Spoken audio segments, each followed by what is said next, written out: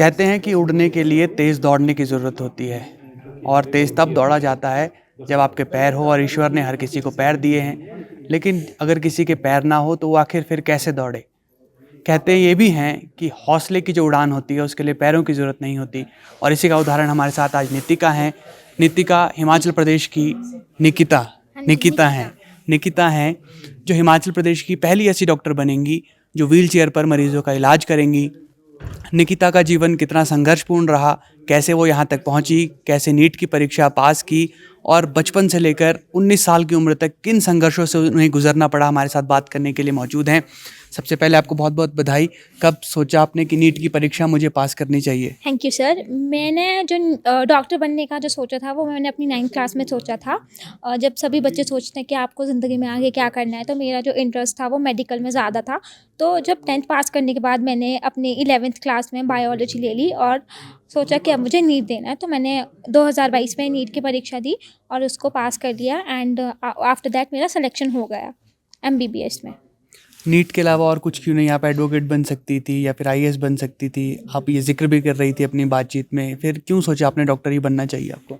Sir वैसे मेरा interest IAS advocate दोनों में है। आईएएस से ज़्यादा एडवोकेसी में था, लेकिन एडवोकेसी से ज़्यादा मेरा डॉक्टरी में था। जो मेरी पहली प्रेफरेंस थी तो मैंने उसको ज़्यादा महत्व दिया, इसलिए मैंने सोचा कि अब मुझे डॉक्टर ही बनना है।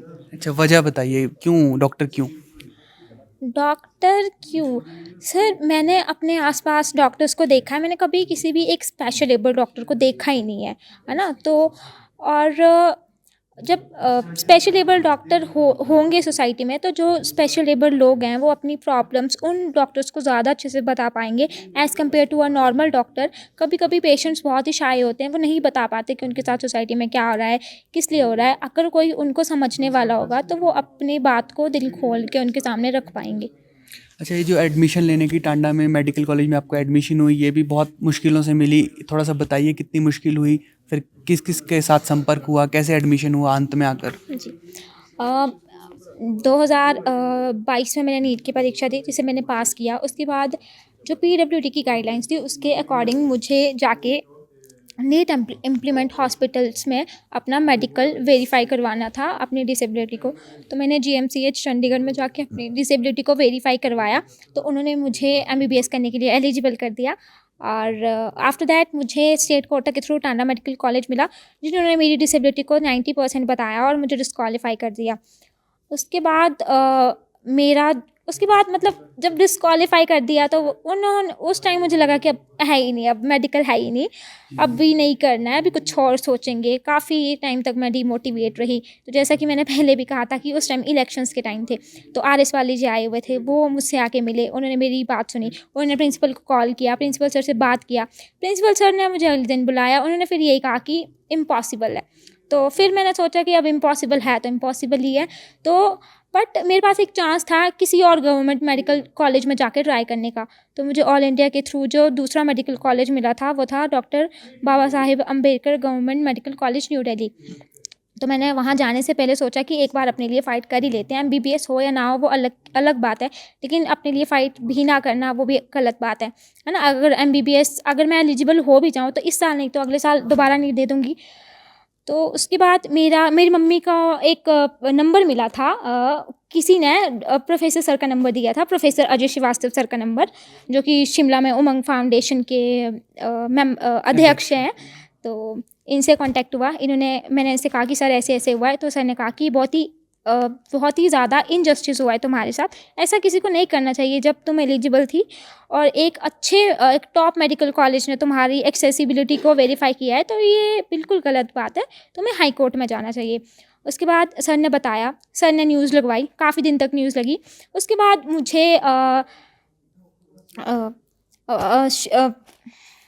एडवोकेट संजीव भूषण के उन्होंने मेरा केस जो है वो हैंडल किया, कोर्ट केस हियरिंग्स उन्होंने की।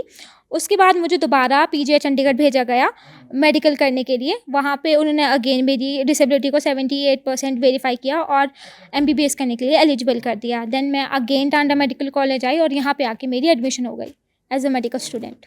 अच्छा, आज राज्यपाल ने आपको सम्मानित किया, और एक और चीज़ के अलावा जो हम देखते हैं कि रास्ते डिसेबल लोगों के लिए ठीक नहीं होते, या फिर जहाँ संस्थान है वहाँ पर आने जाने में मुश्किल होती है, लोग भी थोड़े अजीब तरीके से देखते हैं या फिर दया भाव से देखते हैं, उसमें कैसा फील होता है आपको?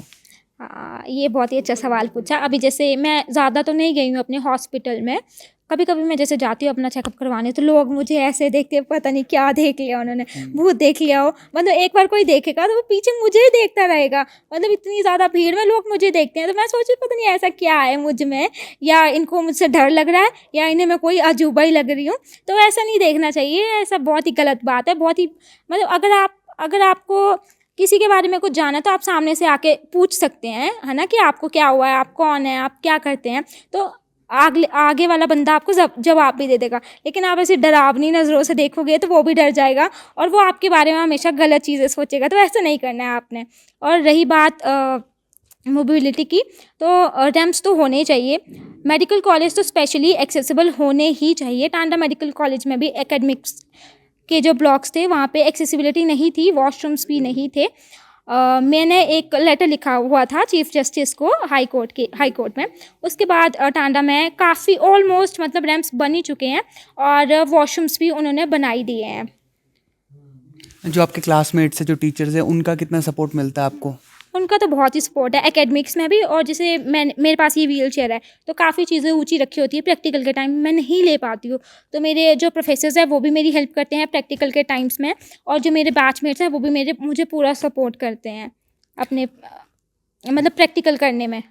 जैसे आप बता रहे हैं कि जब लोग इस तरह से देखते हैं कि इन्होंने नाम, ऐसा लगता है कि अजूबा देख लिया, और जब आप पहले क्लास में गई तो क्या क्लासमेट्स को भी थी इस तरह की भावना शुरुआत में कि कैसे आपके साथ पढ़ेंगे, ऐसा कुछ हुआ था स्टार्टिंग में वहाँ पर भी? नहीं सर, ऐसा बिल्कुल नहीं था। जहाँ तक मुझे लगता है कि वो भी डॉक्टर ही बनने जा रहे हैं, मैं भी डॉक्टर ही बनने जा रही हूँ, तो ऐसा मैंने ना तो कभी अपनी फैकल्टी के साथ मुझे ऐसा करते हुए देखा और ना ही अपने बैचमेट्स के साथ। उन्होंने बात की, बहुत अच्छे से की, उन्होंने पूछा भी, मतलब बहुत ही एक मतलब सही तरीके से बात किया है, तो उससे समझ आता है ना कि आपसे क्या वो चाहते हैं। तो वैसा नहीं था, वैसे बैचमेट्स नहीं थे मेरे और ना ही फैकल्टी थी। अच्छा, अब एक बात का सच जवाब दीजिए, आप क्लास में सबसे ज़्यादा आप बोलती हैं? जी पूरी क्लास में तो हाँ। प्रोफेसर बोलते नहीं, कम, वो डॉक्टर्स कम बोलते हैं, तो कम बोलना चाहिए। हाँ, डर जाते हैं लोग मेरी आवाज़ से। मैं थोड़ा ज़ोर से बोलती हूँ, अभी तो मैं धीरे बोल रही हूँ। अच्छा, कितने ज़ोर से बोल सकती हैं आप मतलब वैसे? अगर मैं बोलूँ तो सारे चुप हो जाते हैं। चलिए कि राज्यपाल वाला सवाल रह गया हमारा। राज्यपाल ने सम्मानित किया और आपकी जो प्रॉब्लम्स है उनको भी बोला उन्होंने कि वो एड्रेस करेंगे। तो 19 साल की उम्र में राज्यपाल से यहाँ आकर सम्मानित होना, उनको अपनी प्रॉब्लम्स बताना, ये कैसा एक्सपीरियंस रहा आपके लिए? सही, बहुत ही अच्छा एक्सपीरियंस है इतनी छोटी उम्र में राज्यपाल से सम्मानित होना और उन्हें अपनी प्रॉब्लम्स बताना।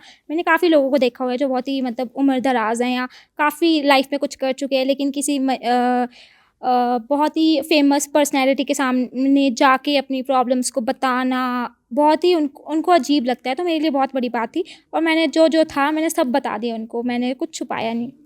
अच्छा, अब कब तक आपकी पढ़ाई पूरी हो जाएगी, कब तक आप डॉक्टर बन जाएंगी, कितने सालों में? 2027 तक मेरी MBBS पूरी हो जाएगी, उसके बाद 1 साल की इंटर्नशिप है और मई 2028 तक पूरी हो जाएगी MBBS की पढ़ाई। चलिए, आपका बहुत बहुत शुक्रिया। जब डॉक्टर बनेंगे फिर उसके बाद मुलाकात होगी। ठीक है, थैंक यू। तो ये थी हमारे साथ निकिता चौधरी और राज्यपाल ने आज इन्हें सम्मानित किया है और कहते हैं कि जो दिव्यांगता होती है वो शारीरिक नहीं बल्कि मानसिक होती है, और अगर आप उसे पार पा लें तो आप कुछ भी कर सकते हैं, और वही नितिका चौधरी ने भी किया है। और ये न केवल आम लोगों के लिए जो है प्रेरणा स्रोत है, बल्कि जो ऐसे बच्चे जो दिव्यांग हैं, जो ये सोचकर बैठ जाते हैं जो घर परिवार के लोग कि वो कुछ नहीं कर पाएंगे, ये उनके लिए साक्षात प्रेरणा स्रोत हैं। फिलहाल के लिए इतना ही। आप जुड़े रहिए ABP लाइव के साथ।